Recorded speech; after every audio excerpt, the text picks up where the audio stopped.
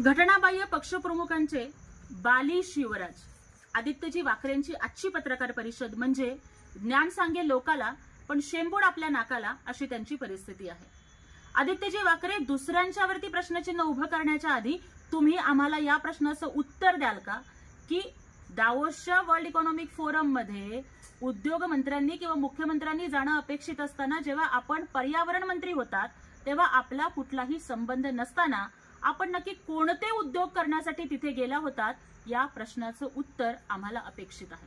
त्याचबरोबर ग्लासगोच्या पर्यावरण परिषदेमध्ये राष्ट्राध्यक्ष, पंतप्रधान किंवा पर्यावरण मंत्र्यांनी किंवा सचिवांनी जाणं अपेक्षित असताना आपण आपला बालहट्ट आपल्या पिताश्रींच्याकडे केलात आणि त्यांनी केंद्राकडे साकडं घालून आपल्याला आणि आपल्या बरोबरच्या सुंदर टीमला त्यांनी ग्लासगोला पाठवलं।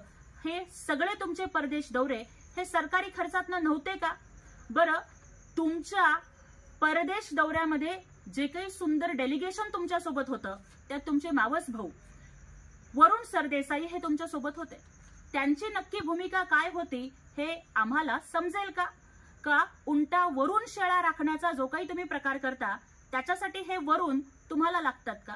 अनेक IAS अधिकारी किंवा IAS अधिकाऱ्यांचं कुटुंबही तुमच्या सोबत होतं, त्यासाठी तुम्ही परवानगी घेतलेली होतीत का? आम्ही तर असंही ऐकलंय की ग्लासगोच्या पर्यावरण परिषदेला जात असताना इकडे ST कर्मचाऱ्यांचा संप पेटलेला होता, पण परिवहन खात्याचे सचिव हे ST कर्मचाऱ्यांच्या मागण्यांच्याकडे, त्यांच्या दुःखाकडे लक्ष न घेता ते तुमच्या सोबत म्हणे बर्फ खेळत होते। हे खरं आहे का?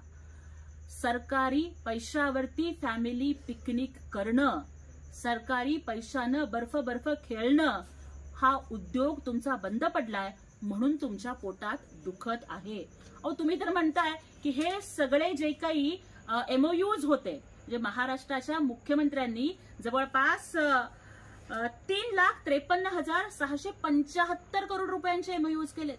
या माध्यमातून 2 लाख कोटींची गुंतवणूक